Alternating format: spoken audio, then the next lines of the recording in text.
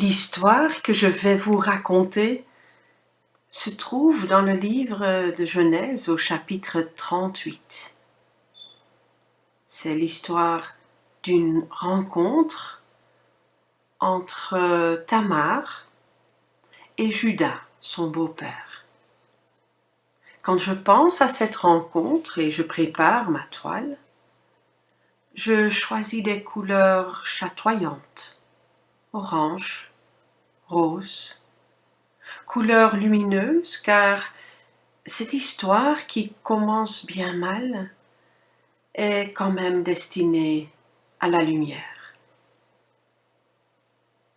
L'histoire que je vais vous raconter, que je vais vous peindre, est l'histoire d'une rencontre autour d'un puits.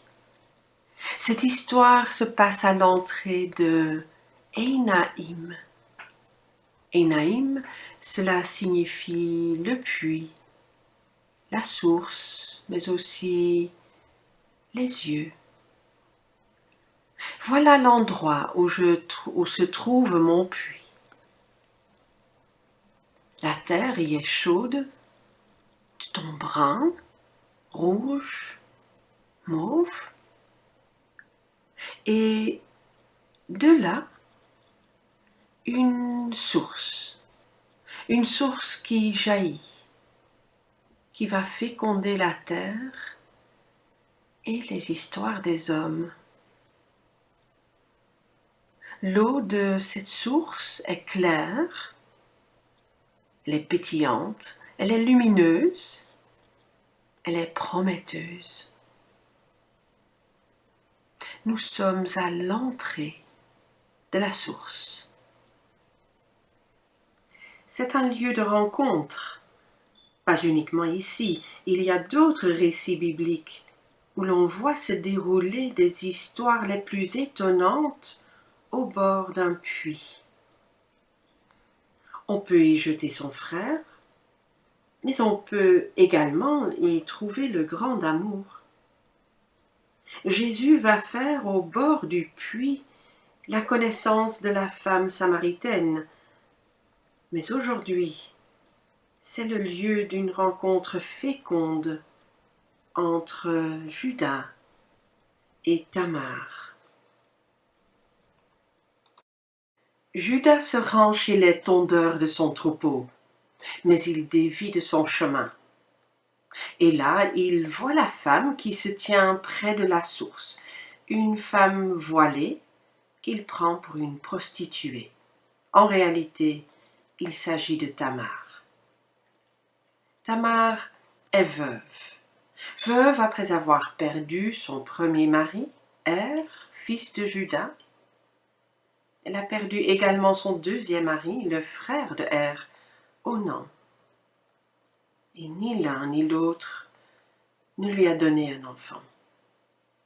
C'est pour cela que Tamar attend désespérément le jour où elle pourra être donnée en mariage à Sheila, le petit frère de et Onan.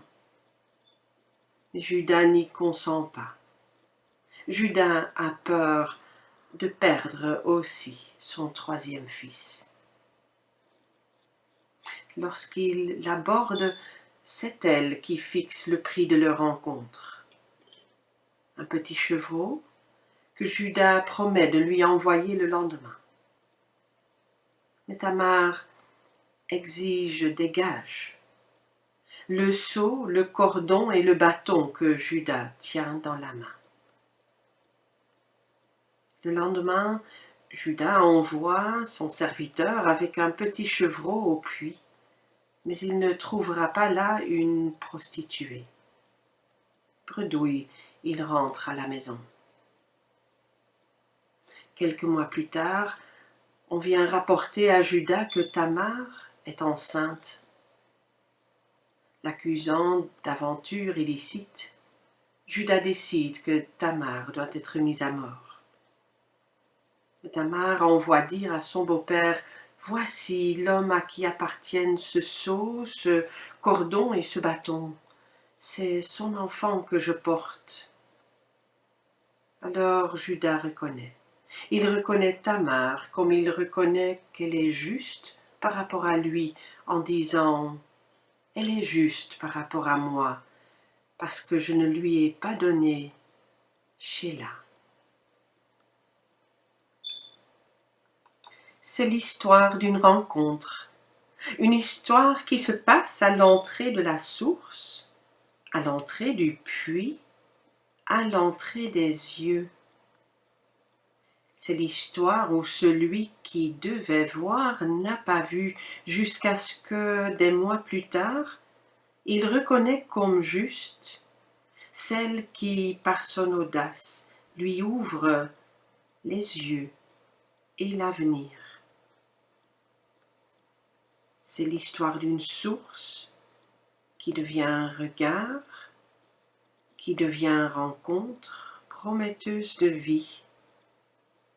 Les yeux dans lesquels on voit jaillir la source, le regard qui produit la vie, regard de reconnaissance, regard de respect, regard de Judas qui se voit reflété dans les pupilles de Tamar. Les yeux, la source, le puits, rencontre, lumière qui jaillit, eau qui féconde la terre des hommes.